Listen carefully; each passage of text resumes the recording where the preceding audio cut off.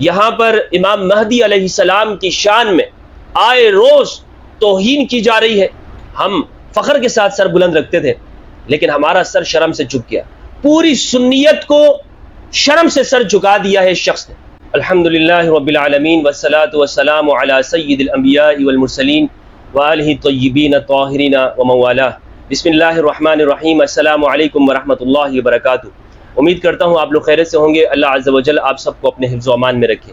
پاکستان کے اندر شیعہ اور سنی اتحاد اور اتفاق کے ساتھ رہتے ہیں۔ یہاں پر عامت الناس، عوام اور پبلک کا طبقہ، وہ خواہ شیعہ ہو یا سنی، آپس میں ایک دوسرے کے ساتھ غم اور خوشی میں شریک ہوتے ہیں، فیسٹیول میں آتے اور جاتے ہیں، جتنے بھی خوشی کے مواقع ہیں اس میں ایک دوسرے کے ساتھ وہ شرکت کرتے ہیں، اور اسی طرح سے لین دین اور کاروبار کے معاملات میں وہ یہ نہیں دیکھتے ہیں کہ یہ شیعہ ہے یا سنی ہے۔ یہ عوام کی بات میں کر رہا ہوں۔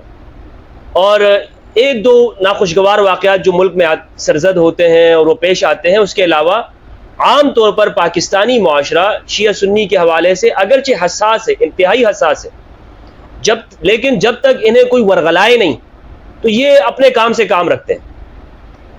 تو دیگر ممالک کی بنسبت اگر یہاں کے معاشرے کو دیکھا جائے تو میں یہ سمجھتا ہوں یہاں پہ ہارمنی پائی جاتی ہے، اور مذہبی معاملات کے اندر عامت الناس، عوام کا طبقہ، وہ اتنی ان چیزوں کو دیکھتا نہیں ہے۔ لیکن ایک خاص عرصے سے ایک خاص طرح کا ٹولہ اور طبقہ، جنہیں میں مذہبی پنڈت کہتا ہوں، وہ دوسروں کے مقدسات کی توہین کیے جا رہا ہے، اور وہ یہ چاہتا ہے کہ اس خوبصورت فضا کو وہ توڑے اور ختم کرے۔ اس کے لیے وہ طرح طرح کے حربے استعمال کر رہا ہے۔ یہاں پر امام مہدی علیہ السلام کی شان میں آئے روز توہین کی جا رہی ہے، کسی کے کان پہ جوں تک نہیں ریگ رہی۔ وہ لوگ جو کہتے ہیں کہ صحابہ کی گستاخی نہیں ہونی چاہیے، وہ آج اہل البیت علیہ السلام کی گستاخی کے پر خاموش ہیں۔ صحابہ کرام کی گستاخی ہو یا اہل البیت علیہ السلام کی گستاخی ہو، دونوں کے حوالے سے میں نے ایک ویڈیو ریکارڈ کی۔ میں نے کہا کہ یہ کسی بھی صورت میں پاکستانی معاشرے میں اس کو قبول نہیں کیا جانا چاہیے۔ لیکن ہمارے ہاں وہ خاص طبقہ جو کہتا ہے کہ ہمارے پاس ہی سرٹیفکیٹ ہے حب صحابہ کا اور حب اہل بیت کا، وہ اب کیوں خاموش ہے؟ کیوں؟ وہ یہ کہتا ہے کہ جس نے جو گستاخ رسول ہے اس کا سر تن سے جدا، انہی کے طبقات میں سے امام مہدی علیہ السلام کی شان کے اندر گستاخی ہو رہی ہے۔ خاموش یہ لوگ۔ اور پھر ان کے جو طبقات ہیں، جو اکابرین ہیں، رنگ برنگے لباس پہن کر وہ اپنی مجالس اور محافل کے اندر مذاق اڑاتے ہیں، یہ ٹھٹا کرتے ہیں اور کہتے ہیں کہ جی دیکھو مزہ آ گیا ان کو کہ دوسروں کے مقدسات کی توہین ہوئی۔ دوسروں کے مقدسات کیا، امام مہدی علیہ السلام اس امت کے مقدسات میں سے ہے۔ باقی شخصیات کے اوپر تو اختلاف ہوگا، صحابہ کی شخصیات پر اختلاف ہے، کوئی مان رہا ہے کوئی نہیں مان رہا، لیکن امام مہدی علیہ السلام وہ اہل سنت میں اور شیعہ دونوں کے اندر مشترکہ اساس ہے پوری امت کے لیے، ان کی شان میں توہین ہوتی ہے۔ اب میں آپ کو مثال دیتا ہوں۔ مثلا یہ لوگ کہہ رہے ہیں کہ ہم تو اس غائب امام کے بارے میں کہہ رہے ہیں جن کے یہ عقیدے ہیں، ہم امام مہدی کے بارے میں تھوڑی کہہ رہے ہیں۔ تو اگر میں ان سے یہ سوال پوچھتا ہوں، کوئی شخص یہ کہے کہ جناب ہم تو پہلے خلیفہ وہ امام علی علیہ السلام کو مانتے ہیں بلا فصل، ہم تو فلاں فلاں کو نہیں مانتے ہیں خلیفہ، تو چونکہ وہ ہے ہی نہیں، ان کی خلافت ثابت ہی نہیں ہے، تو وہ ان کو گالیاں دینا شروع کر دے، کیا آپ کو اچھا لگے گا؟ کیا آپ کو قبول ہوگا؟ آپ کہیں گے کہ کیوں، اس نے ایسا کیوں کر دیا، اس کو تو مار دو، اس کو قتل کر دو، اس نے ایسا کیوں کیا؟ تو وہ شخص آپ سے یہ کہے کہ جناب میں پہلے خلیفہ کو تھوڑی دے رہا ہوں، میں تو اس شخص کو دے رہا ہوں کہ جن کو میں مانتا ہی نہیں ہوں۔ تو آپ کہیں گے بھائی تو نہیں مانتا ہے لیکن ہمارے مقدسات میں سے تو ہے۔ تو یہی بات میں آپ سے کہنا چاہ رہا ہوں کہ اگر آپ نہیں مانتے ہیں لیکن وہ دوسروں کے مقدسات میں تو ہے، وہ ان کو اس طرح سے قبول کرتے ہیں، تو آپ کو یہ حق کس نے دیا ہے کہ آپ امام مہدی علیہ السلام کی شان میں گستاخی کریں، گالیاں دیں، ننگی گالیاں دیں، کہ جو انسان اپنے دشمن کو بھی نہیں دیتا؟ بنو امیہ سے بھی آپ لوگ آگے بڑھ گئے، بنو امیہ جیسی غلیظ زبان تم لوگوں نے اختیار کی رکھی ہے، کیونکہ تم نے اخلاق اہل بیت سے نہیں لیے، اہل بیت علیہ السلام سے اخلاق لیتے، تم اپنے دشمنوں کو بھی گالیاں نہ دیتے، لیکن تم نے اخلاق وہاں سے لی اپنے بڑوں سے، کہ جو مولا علی علیہ السلام کو ممبروں پہ بیٹھ کے گالیاں دیا کرتے تھے، وہاں سے تم نے اخلاق اپنائے ہیں، اور یہ تمہارا پورا شجرہ نسب جو سلسلہ ہے علمی وہ ہے اسی طرح سے. یہ دیوبندی اکابرین کو گالیاں دیتے رہے، ان کو یہ ہر طرح کی دنیا کی بدترین اور غلیظ گالیاں ان کے اکابرین نے دی ہیں. کون کون سی گالیاں نہیں دی ہیں انہوں نے. امت مسلمہ کا شیرازہ، اس کا سینے کے اندر خنجر گھونپا ہے تم لوگوں نے، ٹکڑے ٹکڑے کیا ہے مسلمانوں کی وحدت کو، اور اب بھی لگے ہوئے ہیں مسلسل طور پر. پاکستان کے اندر بھی یہ کام کر رہے ہیں کہ مسلمانوں کو لڑاتے ہیں، دوسرے کے مقدسات کی توہین کرنا، کبھی جا کے غیر مسلموں کے مذہبی بادگاہوں کو مسمار کر دیتے ہیں، کبھی جا کے مسلمانوں کے یہ شیعہ ہے فلاح ہے وغیرہ ہے. اب یہ مولوی صاحب بیٹھ کے دانت نکالتے ہیں کہ جناب بہت اچھا کیا، بہت اچھا کیا. ان مولوی صاحبان یہ رنگ برنگے کپڑے پہن کے ان کے اوپر پیسے لٹائے جاتے ہیں. میں عراق گیا تھا ابھی، تو جب زیارات کے اندر وہاں پہ ہمارے ساتھ دوست تھے وہاں عراقی، تو ان سے میں نے پوچھا، ویڈیو دیکھ رہے تھے تو ایک مولوی صاحب کی، وہ ان پر لوگ پیسے اڑا رہے تھے، تو میں نے وہ ویڈیو اس عراقی کو دکھائی. میں نے کہا یار دیکھیں یہ ہمارے ہاں ہوتا ہے، کیا آپ کے ہاں یہ ہوتا ہے؟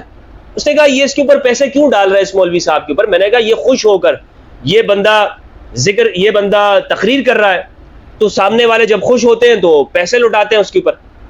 تو اس نے کہا کہ یہ ہمارے ہاں جو طوائفہ ہوتی ہے جو ناچتی ہے، اس کے لیے لفظ استعمال کیا، فاحشہ عورت جسے کہتے ہیں.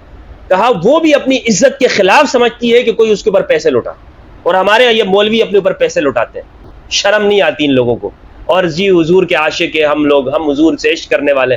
اگر حضور کے تم اتنے بڑے عاشق ہو تو بغیر پیسوں کے دین کی تبلیغ کیوں نہیں کرتے؟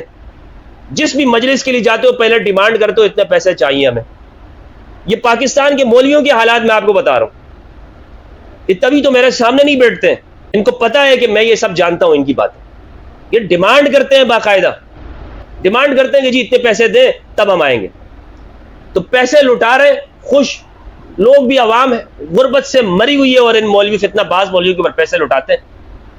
تو یہ کہہ رہے ہیں کہ جناب بہت اچھا کام کیا ہے، بہت بہترین کام کیا ہے، اور سب حمایت میں آ رہے ہیں. تو میں آج کے بعد آپ سے یہ بات کروں اپنے اہل سنت برادران سے، اگر آپ نے اس چیز کو کنڈیم نہیں کیا کہ یہ شخص یا کوئی بھی امام مہدی علیہ السلام کی شان میں مسلسل گستاخی کیے جا رہا ہے، اور یہاں پاکستان کے اندر ایک بندہ وہ سیدہ پاک کو خطا پہ کہہ کر علمی دلائل پہ دلائل دیے جا رہا ہے، اپنے اس شیطانی موقف کے اوپر ٹھہرا ہوا ہے، سیدہ فاطمہ الزہرا علیہ السلام کو خطا پہ کہہ رہا ہے. تو اگر آپ نے، میں اہل سنت سے کہہ رہا ہوں، دوبارہ سنیے گا یہ الفاظ میرے، اگر آپ نے ان کی اس حرکتوں کو کنڈیم نہیں کیا ہم سب نے، تو ہمیں کوئی اختیار نہیں ہوگا کہ ہم کسی شیعہ خاص ذاکر ہو یا کوئی بھی ہو، اگر وہ صحابہ کرام کی گستاخی کرتا ہے تو ہمیں پھر اپنی زبان کھولنے کا حق نہیں ہوگا.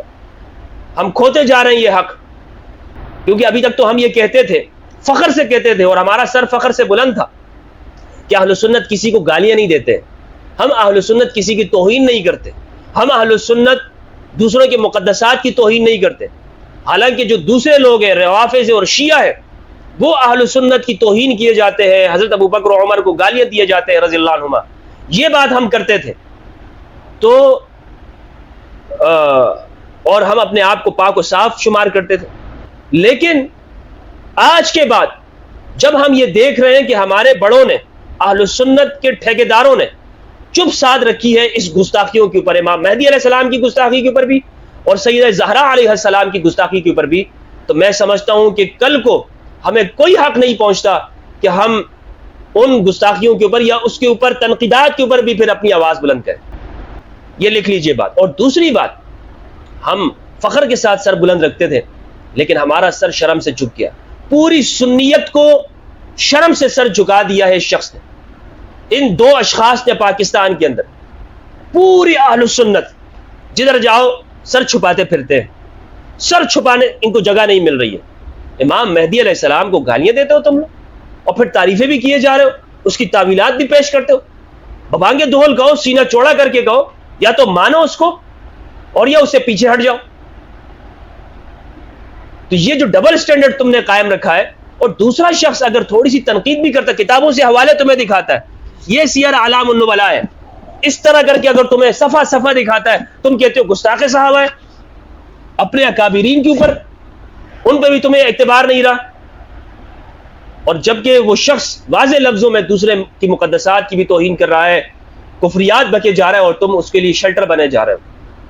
تو یہ شرم کا مقام ہے. آج کے بعد آپ لوگ نہ کہیے گا کہ جناب ہم فلاں ذاکر کی یا شیعہ کی گستاخوں کی توہین کر اس کی مذمت بیان کرتے ہیں اور اس نے بڑا غلط کام کیا. کوئی اگر وہ غلط کام کرتا ہے تم یہاں کیوں خاموش تھے؟